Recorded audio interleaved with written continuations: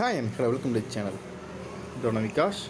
இந்த சேனலில் பார்க்குறது ஃப்ளூயிட் மெக்கானிக்ஸ். நம்ம பார்ட் 4 பார்க்குறோம். ஏற்கனவே பார்ட் 3ல் வந்து ஒவ்வொரு பார்ட்லேயும் நம்ம 10 கொஷின்ஸ் பார்க்க போகிறோம்.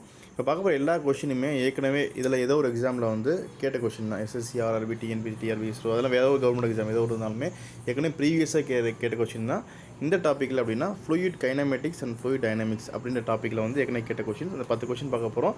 இந்த 10 கொஷினுக்கு ஆன்சரையும் பார்க்க போகிறோம். அது ஏன் வந்துச்சு அப்படின்னா சொல்யூஷன் டீட்டெயில் எக்ஸ்பிளைன் பண்ண போகிறோம். எல்லாமே தமிழ்லேயே. இப்போ வீடியோ ஒன் பை ஒன்னாக போகலாம். இந்த நீங்கள் சால்வ் பண்ண வேண்டிய டைம் வந்து அதாவது ஒரு கொஷின் இருந்துச்சு அப்படின்னா கொஷினை படித்து நீங்கள் சால்வ் பண்ண 3 கொஷினால் 24 செகண்ட்ஸ் வந்து டார்கெட் டைம். 20 இதில் போட்டிருக்கு 24 செகண்ட் டார்கெட் டைம். இதுக்குள்ளே உங்களால் சால்வ் பண்ண முடியும் அப்படின்னா கண்டிப்பாக நீங்கள் வந்து இந்த எக்ஸாமில் ஈஸியாக பாஸ் ஆகிடலாம். இப்போ நான் ஃபஸ்ட்டு கொஸ்டின் பார்க்கலாம். இது ஃபஸ்ட்டு கொஸ்டின் ஃப்ளூயிட் கைனமிக்ஸ் டைனமிக்ஸில் பார்ட் 4ல் the dimensions for angular velocity is t⁻², L3t, Lt3, t⁻⁻1. So கரெக்டான ஆன்சர் வந்து டி, t⁻⁻1. என்ன ரீசன் அப்படின்னா நம்ம அந்த யூனிட்டில் பார்த்தோம் அப்படின்னா இதோட யூனிட் ஆங்குலர் வெலாசிட்டிக்கு ரேடியன் பெர் செகண்ட் அப்படின்னு சொல்லுவோம். ஸோ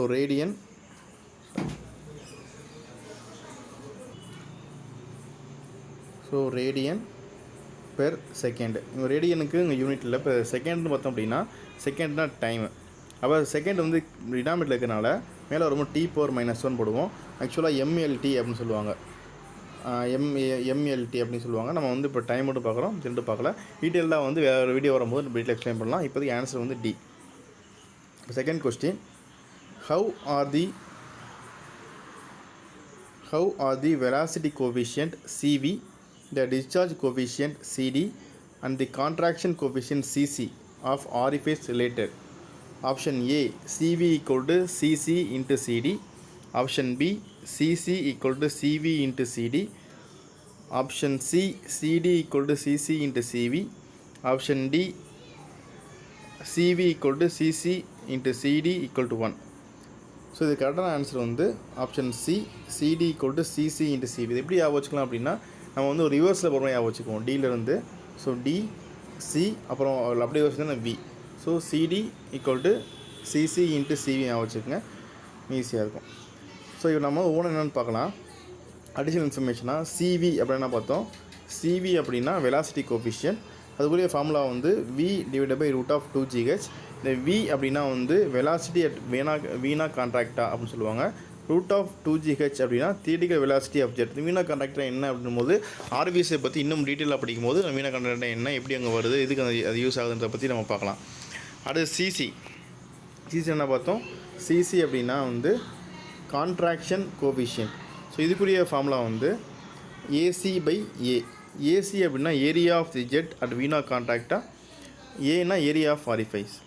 சிடி அப்படின்னா Q actual by Q theoretical coefficient teacher Q actual by Q theoretical. இதெல்லாம் வந்து அடிஷனல் இன்ஃபர்மேஷன். நீங்கள் படிக்கும்போது இதுவும் சேர்த்து படிச்சிங்க அப்படின்னா வேறு கொஸ்டின் வரும்போது உங்களுக்கு ஈஸியாக இருக்கும். Third question in Bernoulli's equation P/ρg plus v²/2g plus z each term represents A total energy per unit mass, B total energy per unit volume, C total energy per unit weight, D total energy per unit flow area. பார்க்கறதுக்கு முன்னாடி Bernoulli's equation என்னென்னு பார்க்கலாம். So பெர்னோல் equation அப்படிங்கிறது வந்தீங்கன்னா conservation of energy பிரின்சிபலில் வந்து செயல்படுது. இது என்ன சொல்லுது அப்படின்னா steady ideal flow of an incompressible fluid the total energy at any point அந்த ஃப்ளூயிட் இஸ் கான்ஸ்டன்ட். இந்த ஒரு இடத்துல அதுதான் டோட்டல் எனர்ஜி கான்ஸ்டன்ட். டோட்டல் எனர்ஜினா என்ன அப்படின்னு பார்த்தோம் அப்படின்னா டோட்டல் எனர்ஜிங்கிறது pressure energy, kinetic energy, potential energy அப்படின்னா டேட்டா எனர்ஜி சொல்லலாம். இந்த ப்ரெஷர் எனர்ஜி அப்படின்னா P/ρg அப்படி ப்ரெஷர் எனர்ஜியும், கைனடிக் எனர்ஜினா v²/2g அப்படி கைனடிக் எனர்ஜியும், பொட்டன்ஷியல் எனர்ஜி டேட்டா எனர்ஜி இஜெட்னு சொல்லுவோம். இதை நம்ம இந்த P/ρg இருக்கு இல்லையா, வேறு மாதிரி எப்படி சொல்லலாம் அப்படின்னா ப்ரெஷர் எனர்ஜி பெர் யூனிட் வெயிட்னு சொல்லலாம், அப்படி இல்லைனா ப்ரெஷர் ஹெட்னு சொல்லலாம். v²/2gங்கிறது வந்து கைனடிக் எனர்ஜி பெர் யூனிட் வெயிட்னு சொல்லலாம், இல்லை கைனடிக் ஹெட்னு சொல்லலாம்.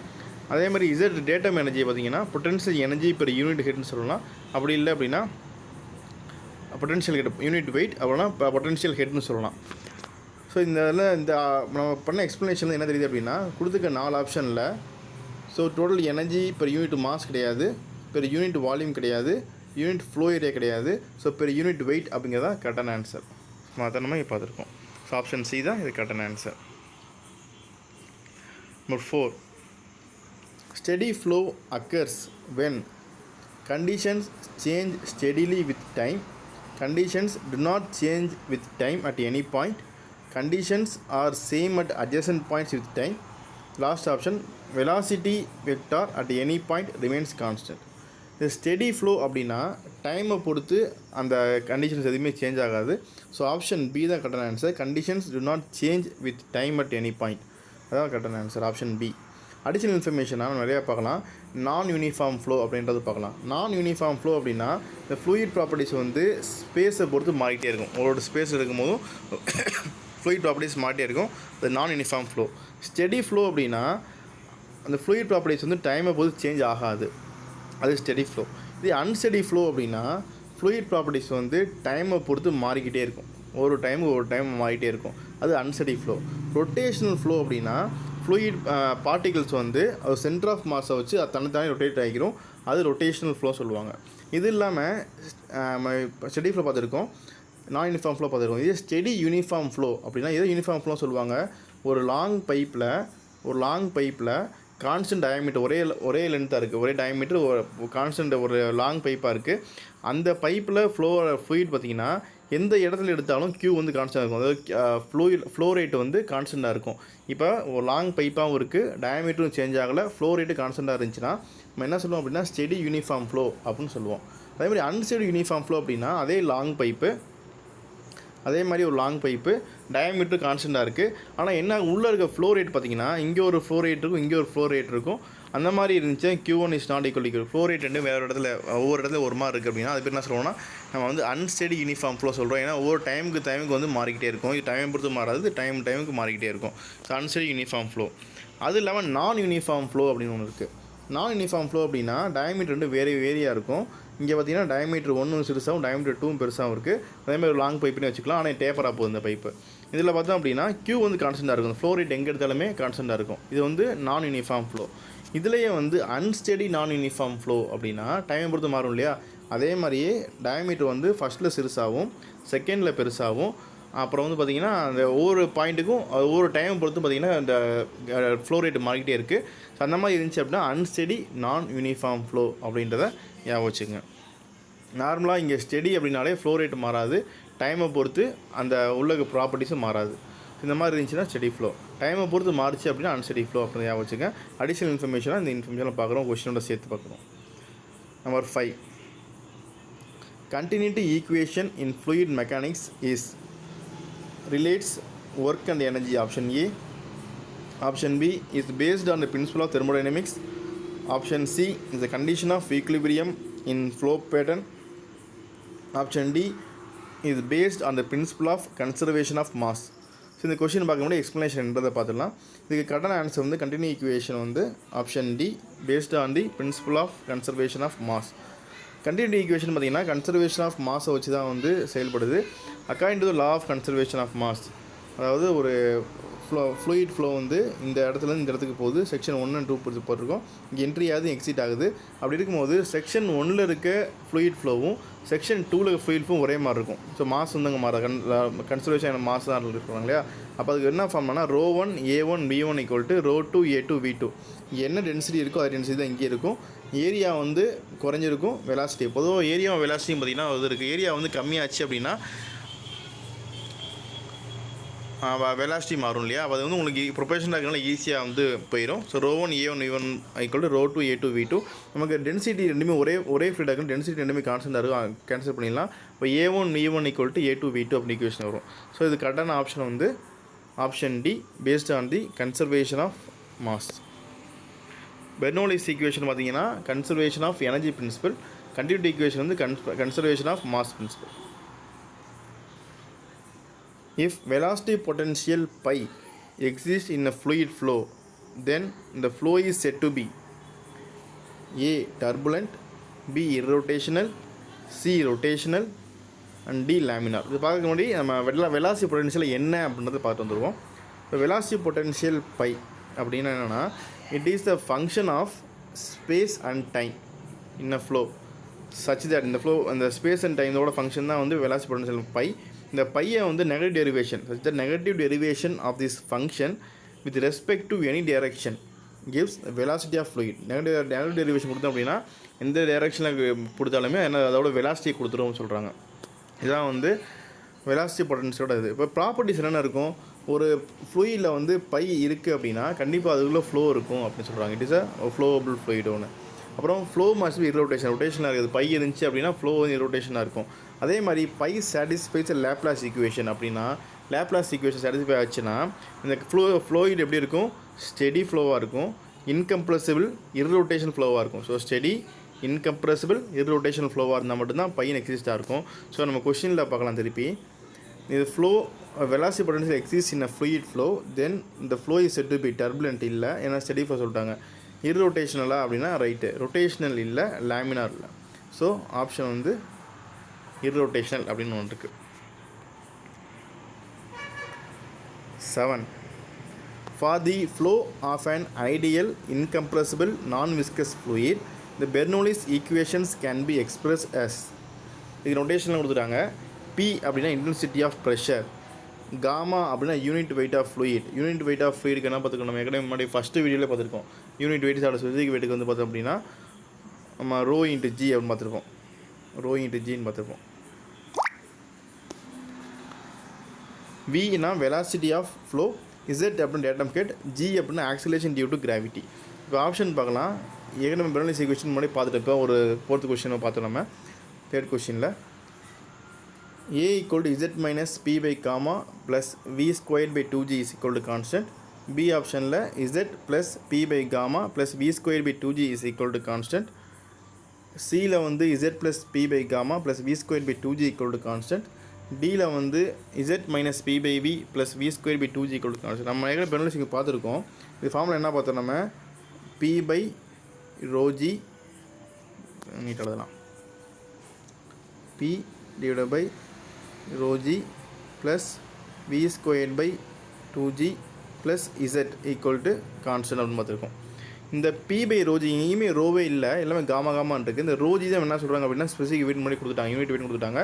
So P by gamma plus V squared by 2G plus Z equal to constant. இது எங்கே எந்த ஈக்குவேஷனில் வருது, இது கரெக்டாக பார்த்தோம் அப்படின்னா ஆப்ஷன் சி தான் கரெக்டான ஆன்சர். ஓகே,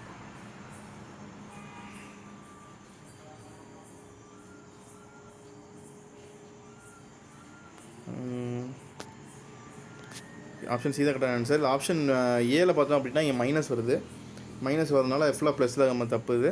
ஆப்ஷன் பியில் பார்த்தோம்னா ஆப்ஷன் பி ஆப்ஷன் சி ஒரே மாதிரி இருக்குது.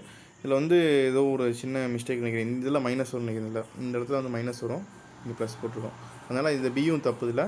இந்த ஒருவேளை இந்த ஆப்ஷனில் இருந்துச்சு அப்படின்னா ஆப்ஷன் பி போடலாம் ரைட்டு தான், ஆப்ஷன் சி போடலாம் ரைட்டு, ரெண்டுமே ஒரே ஈக்குவேஷன் தான் இருக்குது. So option B and C is correct answer. Number 8. To measure the static pressure in a pipe, one uses a pressure gauge connected to venturimeter, pitot tube, piezometer tapping, orifice meter. So static pressure வந்து பைப்பில் measure பண்ணணும் அப்படின்னா அது என்ன pressure gauge எது connect பண்ணியிருப்பாங்கிறாங்க. 4 option கொடுத்துருக்காங்க. அதுக்கு முன்னாடி ஒவ்வொரு பார்த்து வந்துடுவோம். ஒவ்வொரு வென்ச்சுரி மீட்டர்னால் என்ன அப்படின்றத பார்த்துட்டு கடைசியாக நம்ம ஆன்சர் வருவோம். வென்ச்சுரி மீட்டர் அப்படின்னா என்ன அப்படின்னா, it is used to measure the rate of flow of fluid flow through pipe. ஒரு பைப்பில் ஃப்ளோ ஆகுது அப்படின்னா இந்த பைப்பில் ஃப்ளோ ஆகிற ஃப்ளோ ரேட்டை மெஷர் பண்ணுறதுக்காக மட்டும் தான் வென்ச்சுரி மீட்டர் இருக்குது. அதோட டயராம் இப்படி தான் இருக்கும் பார்க்குறோம். என்ன கேட்குறாங்க, இதில் வந்து ஸ்டாட்டிக் ப்ரெஷர் மெஷர் கேட்குறாங்க. இங்கே ப்ரெஷர்ன்ற வார்த்தையில் ஃப்ளோ ரேட் தான். ஸோ வென்ச்சுரி மீட்டர் ஆப்ஷன் இல்லை. Second pitot tube. இந்த பிட்டாட் டியூப் பார்த்தோம்னா it is based on the principle of conservation of kind head into pressure head. Kind ஹெட்டை ப்ரெஷர் ஹெட்டாக மற்ற பிரின்சிபலும் யூஸ் ஆகுது. It measures dynamic pressure. ஆக்சுவலாக வந்து 2 பிட்டாட் டியூப் இருக்கும். ஒரு பிட்டாட் டியூப் பார்த்தோம்னா ஸ்டாட்டிக் ப்ரெஷரையும், இன்னொரு பிட்டாட் டியூப் வந்து ஸ்டாக்னேஷன் ப்ரெஷரையும் மெஷர் பண்ணும். நீங்கள் ரெண்டையும் சேர்த்து ரெண்டையுமே நீங்கள் கம்பைன் பண்ணி ஒரு ரிசல்ட் கொண்டு வரீங்க, கால்குலேட் பண்ணுறீங்க அப்படின்னா அது டைனமிக் ப்ரெஷர். டைனமிக் ப்ரெஷருங்கிறது ஒரே டியூப்பில் வராது, 2 டியூப் தனித்தனியாக இருக்கும். அந்த ஒரு டியூப்பில் மட்டும் நீங்கள் பார்த்தீங்கன்னா ஸ்டாட்டிக், இன்னொரு டியூப்பில் ஸ்டாக்னேட்டும் கிடைக்கும். ரெண்டையும் நீங்கள் கால்குலேட் பண்ண முடியும் அப்படின்னா டைனமிக் ப்ரெஷராக இருக்கும். யூஸ்வலாக பிட்டாட் டியூபோட பர்பஸ் என்ன அப்படின்னா டு மெஷர் தி வெலாசிட்டி. அந்த வெலாசிட்டி பார்த்திங்கன்னா வெலாசிட்டி 0வாக இருந்துச்சு அப்படின்னா அந்த பாயிண்ட் இப்போ என்ன சொல்லுவாங்கன்னா ஸ்டாக்னேட் பாயிண்ட் அப்படின்னு சொல்லுவாங்க. அந்த இடத்துல நம்ம பிட்டாட் டியூப்பை வச்சு என்ன செய்ய முடியாதுன்னா நம்ம வந்து மெஷர் பண்ண முடியாது. வெலாசிட்டி எங்கே இருக்கோ, வெலாசிட்டி ஃப்ளூயிட் மூவிங்கில் இருந்துச்சு அப்படின்னா நம்மளால் வெலாசிட்டி கண்டுபிடிக்க முடியும். ஸோ இது use to measure the velocity அப்படின்னு தான் ஞாபகம் வச்சுக்கோங்க. அடுத்து இப்போ வந்து வெலாசிட்டின்னும் போது இதுவும் ஆப்ஷனில் வராது. ஏன்னா கொஸ்டின் என்ன கேட்குறாங்க அப்படின்னா ஸ்டாட்டிக் ப்ரெஷர் பற்றி கேட்குறாங்க. இங்கே வெலாசிட்டி எவ்வளோ மெஷர் பண்ண முடியும், பிட்டா டியூப் ஆன்சர் கிடையாது. தேர்டு வந்து piezometer tapping. It is the smallest form of manometer used for measuring gauge pressure. One end is connected to the pipe, another end is open to atmosphere. இப்படி இருக்கும். இது வந்து இதுக்கு பயன்படுத்தினா கேஜ் ப்ரெஷரை measure பண்ணுறது மட்டும்தான் வந்து பீசோமீட்டர் யூஸ் ஆகுது. இதில் வந்து என்ன பண்ண முடியாது அப்படின்னா பீசோமீட்டரை வச்சு கேஸை வந்து நம்ம மெஷர் பண்ண முடியாது, அந்த ப்ரெஷரை மெஷர் பண்ண முடியாது. என்ன காரணம் அப்படின்னா ஒரு ரெண்டு ஓப்பன் ஆகுறதுனால கேஸ் வெளியே போயிடும். ஸோ அட்மாஸ்பியரிக் ஓப்பன் ஆகிறனால வெளியே போயிடும். அதனால் கேஸ் மெஷர் பண்ண முடியாது. பொதுவாக static pressure gauge pressure static pressure பண்ணுறாங்க பீசோமீட்டர் யூஸ் பண்ணுவாங்க. ஸோ கொஸ்டின் படி பார்த்தோம் அப்படின்னா நம்ம கரெக்டான ஆன்சர் வந்து ஆப்ஷன் சி பீசியோமீட்டர். ஏன்னா வந்து ஸ்டாட்டிக் ப்ரெஷர்னு சொல்கிறாங்க. ஸ்டாட்டிக் ப்ரெஷர்ன்ற வேர்டு இருக்குது, அந்த ப்ரெஷரை மெஷர் பண்ணுறதுக்கு மட்டும் பீசியோமீட்டர் யூஸ் ஆகுது. அடுத்து ஆர்எஃப்எஸ் மீட்டர் பற்றி பார்க்கலாம். ஆர்எஃப்எஸ் மீட்டர் நீங்கள் பார்த்தீங்கன்னா it is a simple and easy arrangement to measure the rate of flow in a pipe. Venturi மீட்டரும் ஃப்ளோ ரேட் தான், ஆர்எஃப்எஸ் மீட்டர் ஃப்ளோ ரேட் தான். ஆனால் இது வந்து ரொம்ப சிம்பிளான அரேஞ்ச்மெண்ட்டாக இருக்கும் ஆர்எஃப்எஸ் மீட்ரு. ஸோ ஃப்ளோ ரேட்னு வரனால ஆர்எஃப்எஸ் மீட்டர் கிடையாது. ஸோ ஆப்ஷன் சி தான் கரெக்டான answer. 9th question. The pitot tube is used to measure the velocity at stagnant point, stagnation pressure, static pressure, dynamic pressure. இந்த கொஸ்டின் படி பார்த்தோம் அப்படின்னா முன்னாடியே பார்த்துருக்கோம். அதாவது என்னென்னா பிட்டா டியூப் இருக்கு இல்லையா, பிட்டா டியூபோட ஃபங்க்ஷனே வந்து என்னென்னா to measure the velocity the help of pressure function. Pressure எவ்வளோ இருக்குதுன்னு பார்த்துட்டு அதுக்கு தகுந்த மாதிரி வெலாசிட்டியை மெஷர் பண்ணணும். ஆனால் இங்கே வந்து ஸ்டாக்னேஷன் ப்ரெஷரை மெஷர் பண்ணுவேன் அப்படின்னா மெஷர் பண்ணணும், ரைட்டு மெஷர் பண்ணணும். ஸ்டாட்டிக் மெஷர் பண்ணணும்னா ஸ்டாட்டிக் ப்ரெஷரையும் மெஷர் பண்ணணும். டைனமிக் ப்ரெஷரை மெஷர் பண்ணுமானா ரெண்டையும் கம்பைன் பண்ணி டைனமிக் ப்ரெஷர் அதுவும் மெஷர் பண்ணணும். அப்போ வந்து எது கரெக்டான ஆன்சராக இருக்கும், வெலாசிட்டி மெஷர் பண்ணணும். ஆனால் இங்கே வந்து ஆப்ஷன் கரெக்டான ஆப்ஷன் வந்து கரெக்ட், அதாவது அதோட அவுட்புட் என்ன பிட்டா டியூப்பில் வந்து டு மெஷர் தி வெலாசிட்டி தான் அதோட இம்பார்ட்டன்ட் ஃபங்க்ஷன். அப்போ நிறைய பேர் என்ன செய்வாங்கன்னா அந்த வெலாசிட்டியை செகண்ட் போய் ஆன்சர் கிளிக் பண்ணிடுவாங்க. ஆனால் இது கரெக்டான ஆப்ஷன் கிடையாது. ஏன் அப்படின்னா இங்கே வெலாசிட்டி அட் ஸ்டாக்னேஷன் பாயிண்ட் இருக்குது. ஸ்டாக்னேஷன் பாயிண்ட்லாம் ஃப்ளூயிட் மூவே ஆகியிருக்காது.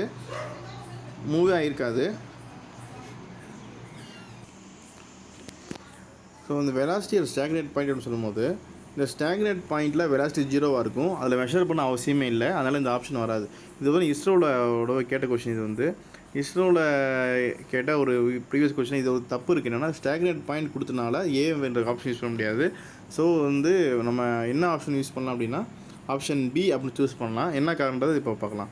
இதுக்கு என்ன காரணம் அப்படின்னா pitot tube use to measure velocity at any point by measuring stagnation pressure அப்படின்னு வரனால நம்ம ஸ்டாக்னேஷன் ப்ரெஷர் தான் கரெக்டான ஆப்ஷன். இப்போ ஏன்னு யார் கொடுத்தாங்க அப்படின்னா அதுக்கு வந்து பாயிண்ட் வராது. இது ஏற்கனவே இஸ்ரோவில் கேட்ட கொஸ்டின். இது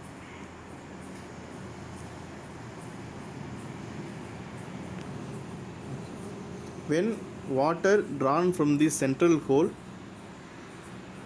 made in the wash hand basin, the type of flow of water is forced vortex, free vortex, tangential flow, transitional flow.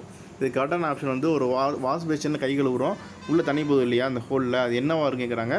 அது வந்து ஃப்ரீ vortex. இந்த ஃப்ரீ vortex ஃபோர்ஸ் vortex என்ன அப்படின்னா ஃபோர்ஸ் vortexனால் நீங்கள் வந்து அந்த இதுக்குள்ள ரொட்டேஷன் இருக்கு இல்லையா, ரொட்டேஷனை ஃபோர்ஸ் மூலமாக நீங்கள் க்ரியேட் பண்ணணும். ஃப்ரீ vortex அப்படின்னா அந்த ஃப்ளோ வந்து பார்த்தீங்க அப்படின்னா ஏற்கனவே இருக்கிற ப்ரீவியஸ் ஃப்ளோ வச்சு ஆட்டோமேட்டிக் அந்த ஃப்ளோ க்ரியேட் ஆகிட்டே இருக்கும். இந்த ரவுண்ட் வந்து க்ரியேட் ஆகிட்டே இருக்கும். இந்த மாதிரி இருந்துச்சு அப்படின்னா அது வந்து ஃப்ரீ vortex சொல்லுவாங்க. இதுக்கான வாஷ் பேஷனில் போகிற அந்த வாட்டர் வந்து என்னவாக இருக்கும், கண்டிப்பாக ஃப்ரீ vortex மட்டும்தான் இருக்கும். ஸோ ஆப்ஷன் பி தான் கரெக்டான ஆன்சர். இந்த வீடியோ கண்டிப்பாக பிடிச்சிக்க நம்புகிறேன். அடுத்த வீடியோவில் பார்ட் 5ல் அடுத்த 10 கொஸ்டின்ஸ் வந்து எம்சிக்கு முக்கியமான டாப்பிக்கில் வந்து பார்க்கலாம். இந்த வீடியோ பிடிச்சா லைக் பண்ணுங்கள், உங்கள் ஃப்ரெண்ட்ஸ் கண்டிப்பாக ஷேர் பண்ணுங்கள், தொடர்ந்து சேனலை சப்போர்ட் பண்ணுங்கள், சப்ஸ்கிரைப் பண்ணுங்கள். நன்றி.